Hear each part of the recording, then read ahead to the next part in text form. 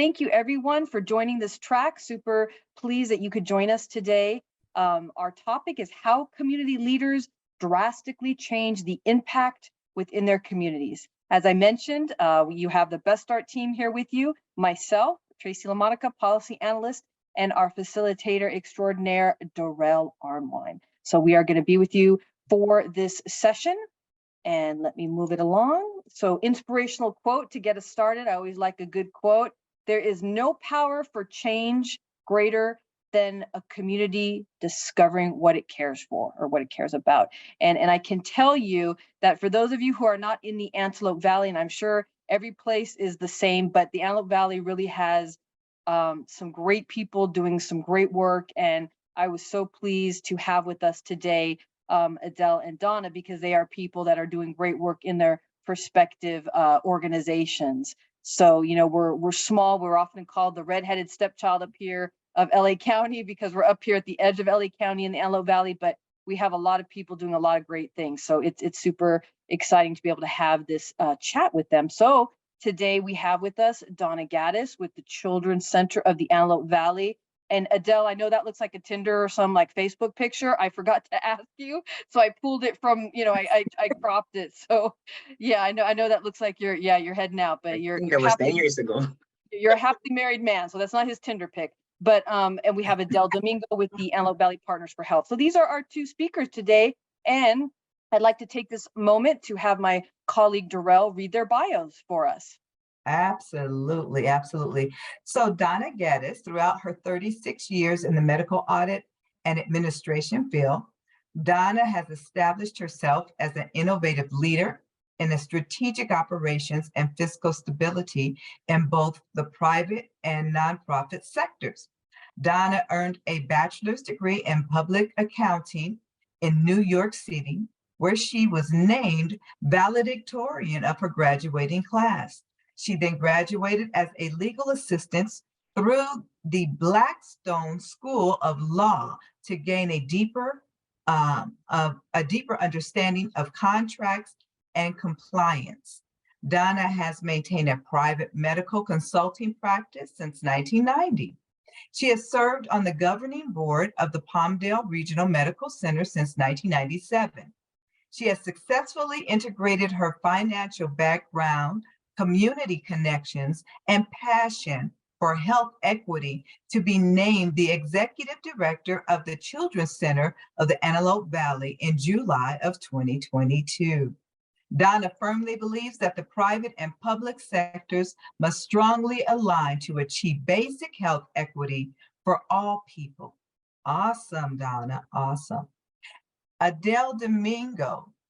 Adele has been in the field of public health for 9 years and worked on various projects such as the Nutrition Education and Obesity Prevention and Healthy Communities Initiative programs, which promoted, implemented, and advanced healthy environmental changes that created an overreaching healthy food policies and guidelines to different community and faith-based organizations in the Antelope Valley. Currently, he is program manager at Antelope Valley Partners for Health for the Cessation Capacity Building, Violence Prevention, and Cancer Prevention programs. Adele holds a master's degree in psychology from the University of the Philippines, a certified health coach, and a smoking cessation program facilitator certified by the American Lung Association and University of Colorado's Behavioral Health and Wellness Center. Adele is a health advocate and aims to contribute to making the Antelope Valley a healthier community to live in. Thank you so much, Darrell. So I did want to let the people know who are not in the AV, when I was thinking about our T-Rock Day of Learning and I took on this track, I wanted to bring people that were, as I mentioned, doing good work in the AV. And Darrell just mentioned a couple things about these two great people that are doing great work, but they both are bringing such a wonderful, you know, passion and vibrancy to the AV. I was so pleased to be able to work with Adele when we did the Smoke Free Coalition, which was no mean feat. You know, what we did was we went to the cities of Palmdale and Lancaster and asked that the parks be smoke-free. Well, that's huge, and through that initiative, it passed. And it took Lancaster a little bit longer, but we were able to pass such an extraordinary, initiative to have our families, safe and, in a non-free, non-smoking, a smoke-free environment. So that was one thing that I really remember about Adele. That's just one of many. And then Donna, Donna's over there. She's the ED, the executive director now of the Children's Center of the AV. We're actually, Best Start has just entered into an MOU with them, doing great things for the Child Abuse Prevention Month, which they align exactly with what Children's Bureau and what Best Start do. So again, just wanted to, let you know that these are the two people that we have today that we're going to talk about their experiences and how what we have brought to the AV at Best Start level, how they're using it in their day-to-day work. So I'm going to turn back to sharing my screen, and we're going to talk a little bit about some of the items that we have brought to the AV at Best Start in the trainings and the sessions that we're doing. So the one thing that I wanted to talk about was our Policy Leadership Academy. Our Policy Leadership Academy, again, for those who aren't aware, is a 12-week virtual course that delves into the topics of public participation, managing legislators, civic engagement. We talk about ethics, and we're really pleased that each cohort, and we're actually in our third cohort, but Donna and Adele both went through the academy. When we are looking at the academy, we're really delving into policy. And I know when I was thinking with my director about, hey, what do we want to bring to the AV? What exactly is this? How can we make this different? We never had really seen anything with policy driven. We might have seen leadership. I know I've seen leadership academies with like the Chamber of Commerce's, business related, but never anything policy. And so when we were talking about this is what we wanted to craft to bring this 12-week course to our residents. And we're so pleased. We are often getting, the sitting congressman up here. We have the assemblymen, both Juan and Tom Lackey have spoken. We've had city councils from both Palmdale and Lancaster. And then on top of that, we've had people from the state of Virginia speaking on ethics. So we have a really wide range of speakers. So I'm going to turn it over to Darrell to speak to our illustrious speakers here to ask the question and to get it started. Okay, so I'm going to start with Adele. I know you participated, Adele, in the Leadership Academy. What was your takeaway from that Policy Leadership Academy? Okay, so I'm a graduate of the first cohort.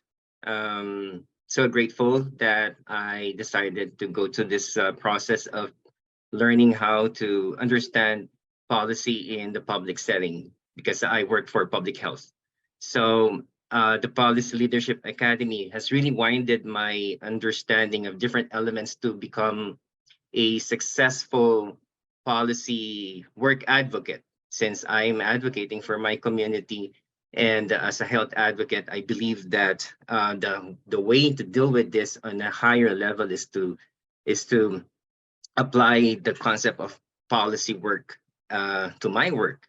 So I was just so inspired by Dolores Huerta when she talked about civic engagement, because I can fully relate to the kind of work that she was part of for a long time, and that I am just a beginner, and I would want to contribute significantly to improve overall health here in the Antelope Valley. So actually her topic empowered me significantly, and I'm able really to capitalize on the collective impact subject that she was advocating for. And when she was able to address each one of us on how important it is to apply collective action in our work, especially in our community, it very much empowered me. That change actually happened, according to her, when there's a movement.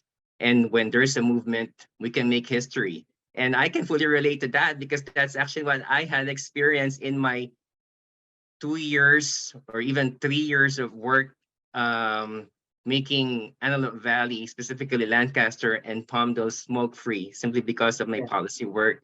And I'm able to really mobilize my coalitions and a lot of members of the community to contribute to this work. That includes Tracy. And she was there until the end. She saw everything that really happened. She was part of the process. So it's mainly that movement that inspires me when Dolores Huerta speak about civic engagement. It's very important really to help each other and to work as a team to build power from ground up. That is what happened in my experience here in the AV. So it's because of this Policy Leadership Academy, aside from the knowledge, I believe it's more of the inspiration, I would say. I got so much inspiration from many leaders who spoke from that journey of learning this academy, being part of this academy. So yeah, I think that is my greatest takeaway. I mean, just one of my greatest takeaways. There's so much more. That's so awesome. And you know what I was thinking? It's just real quick, Darrell's. It's kind of on the other side. It's great for us to hear that, because sometimes we're putting together these classes, we're putting together this training, and we want to dot the I's, cross the T's. Okay, next, but then we hear the impact, and that's so gratifying, because that's what we want to do. And if you were in my other one in the morning, it's kind of cheesy, but another tool in the toolbox, capacity building. That's what we want to do for the community. So that it resonates is just like, mission accomplished. So that's so cool to hear that. That was really super cool. So, and I heard what you said, Adele, in that class, you were able to implement something into your role from that academy. You used it in your role at AVPH. Yep, exactly. Well, it's not just for my organization, of course. The nature of my work, the nature of my program really requires us to collaborate, to build coalition. But at the same time, it's not just for our organization, it's for the entire AV. So that is mainly the impact that it brought our community. Yeah, because you live here, you work here, and you're part of this community. Donna, hello there, my friend. I know. Good afternoon. How is everyone today? It's great to be here. Yeah, in our rainy Antelope Valley. Yes. So listen, I'm going to ask you the same thing. What was a takeaway from the Leadership Policy Academy that you got? Because you were right in it. You were like, oh, I remember you. So come on, share with us. Mind-blowing for me. I'm going to share a little story. I procrastinating sending my bio, this little mini bio that we use for grants around here, to Tracy for 2 weeks. And the reason I procrastinated, it's sitting there, is I hate it. I hate me. I hate it. And I'm going to tell you why. I was first generation college, went on an accounting scholarship, became a CPA, worked for a very prestigious CPA firm in medical auditing. Literally, I was told, it's not my job to wonder why. My job is to just tick and tie. So I have spent 36 years in, I'm going to say, somewhat of a robotic state. Using my accounting and finance brain, I have been able to make organizations successful, but never have even attempted to try to change. I've gotten incredibly good in 36 years of following the directions and making it work and just going with what I've got and making the money work and getting it as far as I can. As my bio indicated, I got into the public health side of things because I learned very early on in my career that good healthcare, good basic physical health and mental health care does change the outcome of life. And it drove me nuts. So Medi-Cal and public health became a passion for me because it was a safety net. But even with all that and everything I've done, I've just been Donna Robot for 36 years. And, do I have a great career and a great life? Absolutely. Have I been able to make some impact on people's lives? Probably. Did I ever even think that I could have anything to do with policy change? Absolutely not. Since the academy, and I'll speak to what Adele said, my favorite speaker was actually Kip Muller, because he did such a deep dive into what it takes to be politically elected and how you have to really align with one side or the other. that I actually ruled that out as an option for me, even though that's something I've often been asked to do, is to run for local political office. And I said, I can't. I'm not that extreme there and not extreme there, and probably wouldn't be able to raise enough money to be able to actually pull this off. So I've used the Policy Academy to transform the rest of my career, which we now call my third act, into finding something, and it is healthcare. So recently, I've actually been interviewing, considered to be a community member on the California Hospital Association. So I don't know if I'm going to get it for me. Maybe you guys will be getting letters of reference, but I am going to make the change. I am going to take what I learned, and I'm going to use this very loud Italian New York voice to actually create the change rather than just follow the money and do what I've been doing all this time. So it was life-changing for me in that regard. That is so awesome. Donna, you got my vote. Thank Yeah. you. Yeah, Don, I think you'd be absolutely great. Absolutely. Absolutely great. I'm going to continue on with our presentation. And so we heard a little bit about the Policy Leadership Academy. Okay, well, we also offered a trauma-informed masterclass. And again, if you were in my morning session, might be a little bit of a recap, but our trauma-informed masterclass is a 10-week course with delves into trauma, resilience, and impact. And it really looks at the framework. It looks at organizational chronic stress. It looks at personal, for those of us in the mental health field. It talked about ACEs aware and how to deal and how to, if you take the test, and it used to be 10 questions, and you're ranked as how much you are susceptible to being, in having issues or not. And so it's really informative. And as I mentioned in the morning, Shenandoah Cefalo is just amazing facilitator, and she has real lived experiences, which really resonates. She was in 35 foster homes in her lifetime growing up. And so both Adele and Donna attended the Trauma-Informed Masterclass. And so I'm going to give it over to Darrell to ask the questions. Okay, so I'm going to go back to you, Adele. For the Trauma-Informed Masterclass, that was a 10-week series, and I know you participated in that. Did you find the masterclass useful? Okay, so I'm actually on my second cohort for this.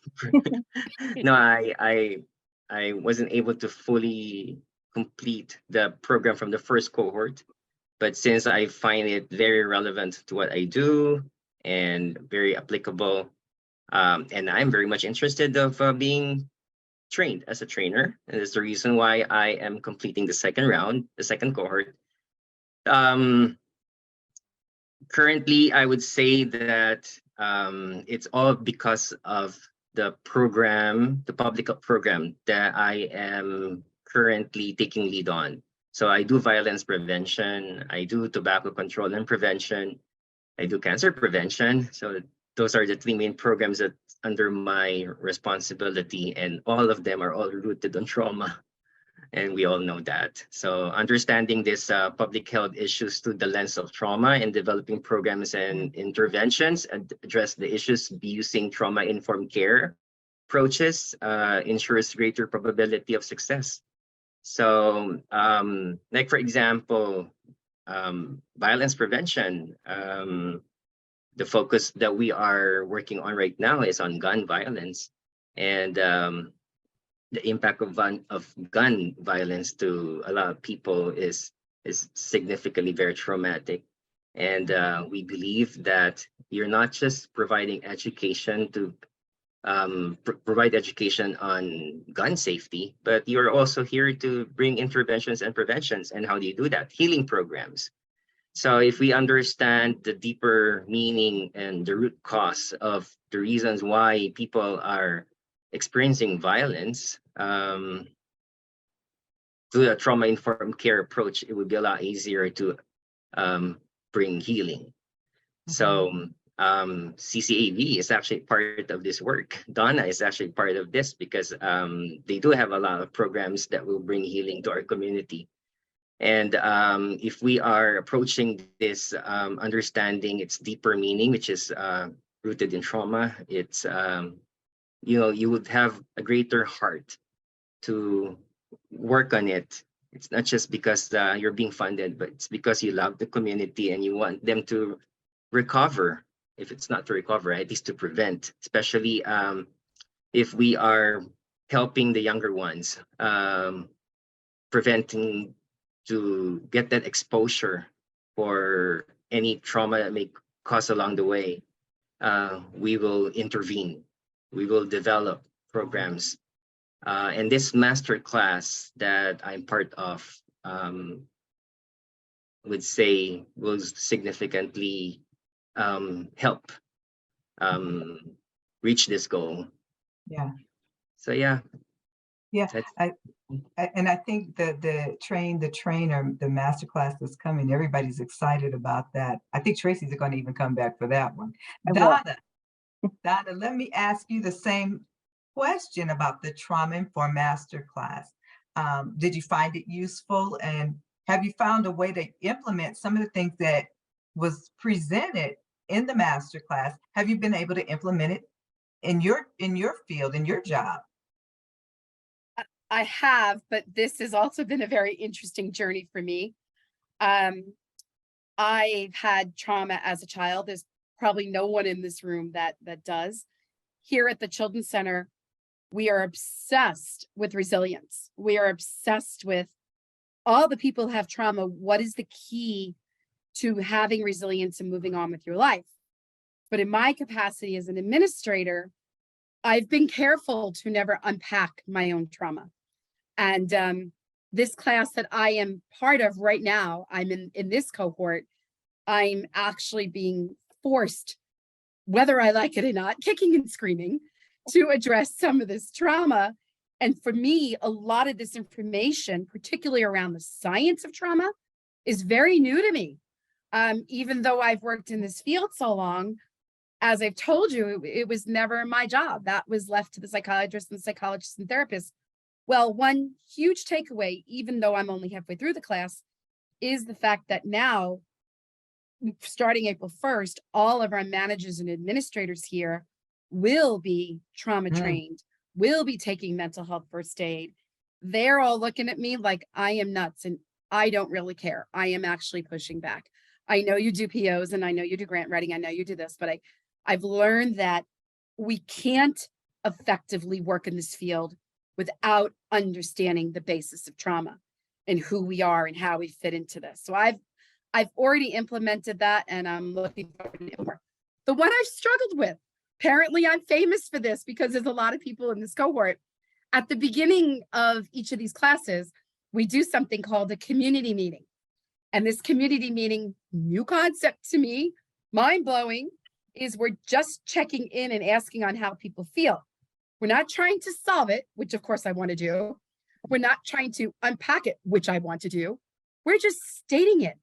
And I am so incredibly uncomfortable with this that I have not been able to take it back to my organization, because I said in the last meeting, and I guess lots of people in the community heard this, said, I don't know if I want to know how my employees are feeling, because I just don't know how to handle it. I don't know how to deal with it. I don't think as a society, any of us are really trained on normalizing trauma and being trauma informed for real. So I have a goal. I have a goal that by the end of this Trauma Informed Masterclass and a few more community meetings in my group is 11, I will be able to incorporate community meetings into my own meetings here at work. That is my goal for the end of the class. Awesome. And you remembered your room. You remembered your Room number. 11. 11. Elevated 11s. That's how I remember it. Oh, And you know what's a good point though? You bring up a good point though, Donna. You're very honest. You say, hey, I'm not comfortable with this, because I Right. think a lot of people, when you do go into the Trauma Informed Masterclass, especially, you're delving into topics, especially if you have maybe something that happened in the past or happened when you were a child, you kind of like, I don't need to go there, leave that back there. And you're opening yourself to that. So I think that's something to be said, because we do delve, we record the masterclass, but we don't open it up for public consumption because of the topics that are discussed. And so I commend you for that, because I imagine that's not always easy, right? So thank you for that. It's not it. And my trauma, I'll just share because it is what it is. My mother is an addictive gambler. She's been such my whole life. And a lot of who I am, I've now learned years and years working with psychologists and psychiatrists. I became parentified. I had to grow up financially at a very young age to be able to deal with this. Well, I know I'm a parent. You do the best you can. I don't resent my parents for their personal choices. I do what I can now to maintain as good a relationship with my mother as I can. But since I've started this class, my boundaries with my mother I've been amazingly able to hold on to my boundaries and still maintain the relationship. So yeah, it's a lot when you haven't been in this field in that manner. The class is intense. We talk about a lot of things, but these are good things. These are conversations that have to happen if we really say we're going to do trauma-informed care. Exactly. And thank you for that, Donna, because I didn't realize the staff tends to stay in the main room. So we don't actually go into the rooms, Darrell, right? So it's No. interesting to hear that for you guys, what's happening when you're in the breakout rooms, when you're checking in, you said. I wasn't sure I knew that. So that's kind of cool to say that, oh, we're just checking in, but sometimes even that's not comfortable, or like you said, you don't want to know how your staff is doing because you can't fix it or help, so that's cool. I did want to take a moment to just stop and see if any of the participants here have any questions for our guest speakers or any comments. Don't want to think that we're just talking at you. So if you have anything that you want to mention, I'll just I give it a saw couple. a couple of comments, Tracy, in the chat. Okay. Um, I see Bridget. yeah. BP's in the house. She said how resilient we are and can be. So that's very true.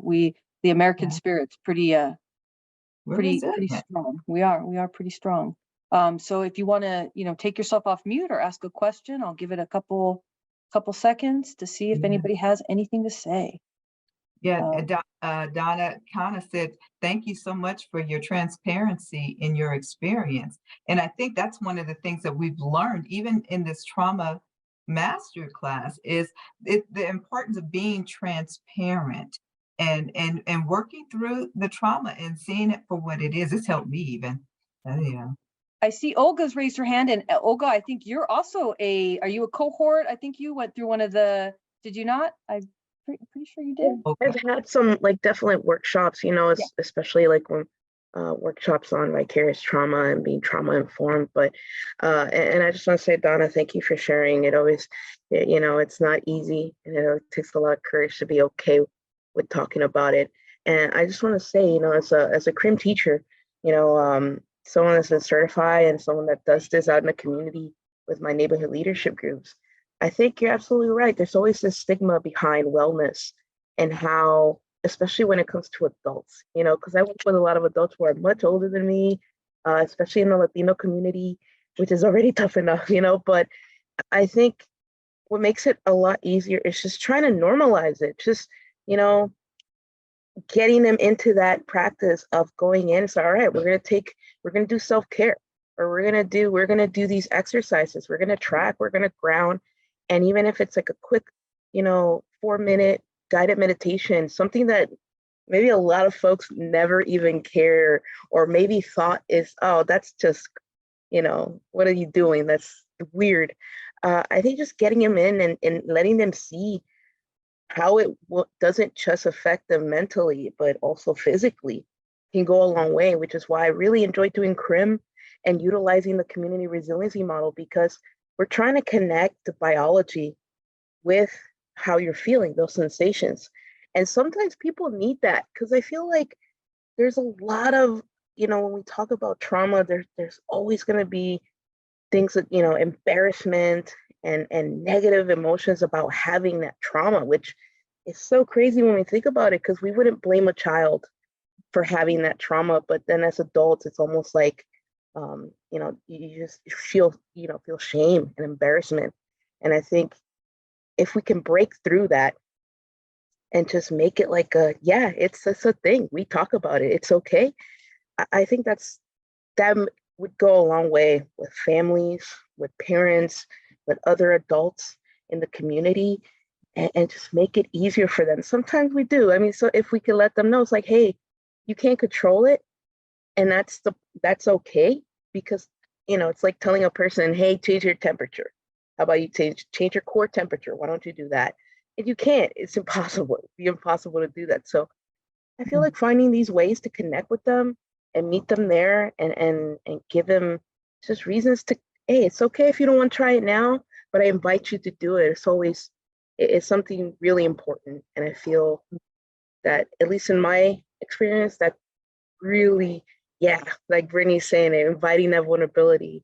And that's something that is something we focus on when we talk about having these spaces. So yeah, I just wanted to share that, and thank you again for sharing your experience. Thank you so much, Olga. I appreciate it. And as she mentioned, Brittany said in the chat, inviting vulnerability. I think I love that's that. like that. Yeah, that wraps it up right there. Let me share my screen again so we can continue.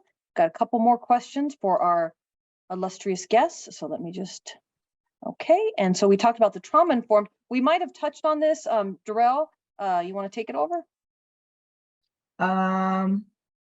So with the sessions that you both attended and the tools you gained, and you've seen some changes in the platforms, have you seen change? And I think we did touch on it, because Donna, you just came out and shared the changes you've seen personally. And I think that's phenomenal. And just being transparent about your own challenges and the boundaries you've had to set. Let me ask you, Adele, have you seen some changes within you or some personal changes? I think what I would want to share is that ABPH is very strong when it comes to reflective supervision. So we are being taught how to be mindful and to practice self-care. And when we hold meetings, it's very important that we check on each other first, more than the agenda for the meeting. Right. We always encourage that we share our feelings and emotions. And I fully remember when Shenandoah shared the feeling wheel. That helps us identify what specific feelings, because sometimes when you check on someone, the response is just, I'm good. Okay. Yeah. That's it. So why can't we just dig in deeper and see where you're at, how you are really doing? That's why I'm so appreciative of the check-ins at the beginning of our workshop every time, because it really helps us practice making it normal for us to check on people. So I am fully able to utilize the coaching questions that she provided, the feelings wheel, so that I can ask more questions when I do reflective supervision. So spending at least, if your meeting is an hour, we spend around 15 to 20 minutes just to check on each other. Because for me, the more that they become transparent, the more that they express how they feel, the more that we can be more productive and address our work, our task in a more smooth and productive way. So I think that's it reinforces, I'd say, from the tool that Shenandoah provided. Didn't know that it's a trauma-informed care tool.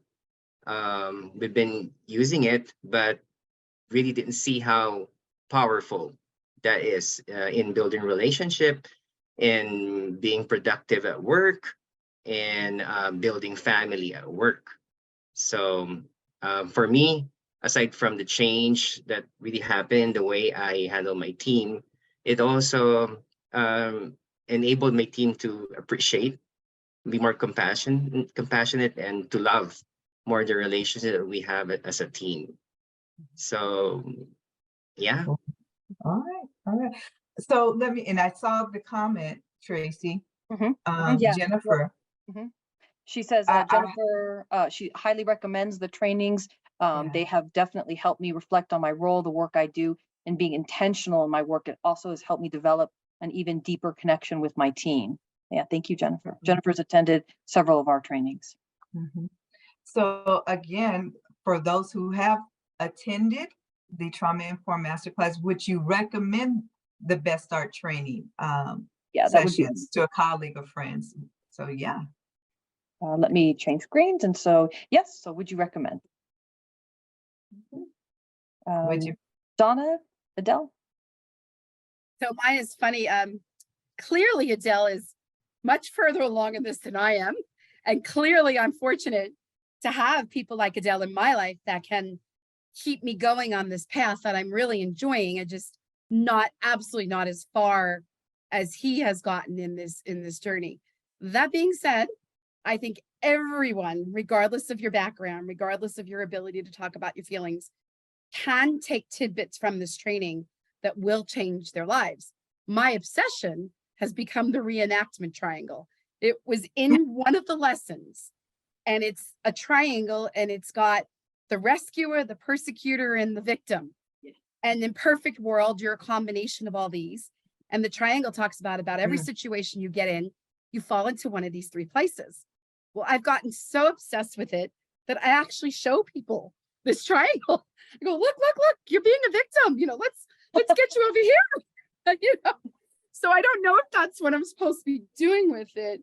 But Adele mentioned the visuals in this course are excellent. Even if you can't remember everything and all the science and all the things that I might not get to, you will be able to take away a few of these visuals just to impact your own life. And for me, it's the obsession with the reenactment triangle. And I think you could probably figure it out by now. I'm never going to be the victim. I'm often the persecutor, and I try to be a little gentler and be the rescuer. But there's some perfect combination in there, and just having that tool to continue to work on myself when I get into challenging situations. Couldn't everybody use that? I mean, this Yes. just seems it would be something that would be amazing for as many people who could use this particular tool. Yeah, you know what, you're right. And Donna, she does have so many good visuals. One of the ones that I really love is the gut, head, or heart. And what she says is we all think Excellent. from a place. Yeah. So you're either head, you're very intellectual, your head, your heart, you're with the heart, or your gut. Some people are a little bit of both, but they're very different. So if you know who in your team is what, then you can try to work together. So I always love that because she always uses me as an example. I'm the head. She's the gut and head. I think I'm a combination of all of them. I think you're very heart, Darrell. You're very heart. You think I'm a very heart person? You're very warm and yeah. Oh, thank you. Oh, heart emoji, Darrell. Oh my gosh. Thank you. Okay, I'll take that. Let me go to the next screen, which we're winding down here. And this would be our final thoughts. So Darrell, Any final thoughts you would like to share with the group here? Adele, or you know what, Donna, Adele, or anyone who has taken the trauma masterclass. Any final thoughts? We do have a couple people in the chat. I think Brittany has, because she's talking about Shen's trauma triangle. Maria Elena, I'd have to find the feelings wheel, but I know I have it somewhere. But I know a lot of people, I think, here have attended it at some portion of another. So, but it's such an awesome class, and I can't wait to train the trainer. And okay. So for those of you who may not know, my husband is a pastor, and so we deal with people all the time and community. And this particular training has really helped me put things in perspective and understanding trauma and people that come in with trauma off the streets and things of that nature. And there are times when you have to use your gut, and then you gotta use your heart, and then you gotta, you can't just be gone. You gotta use your mind. So I think it's an important class that can help anyone wwho takes it in any capacity. Tracy. So I know, me, and I just saw that Bridget Pico she's taking care of business over here. She just put the feelings wheel into the chat, so you can download that. So thank you so much, Bridget. But you were saying, Donna? To me, the final thoughts are, this is a very serious topic.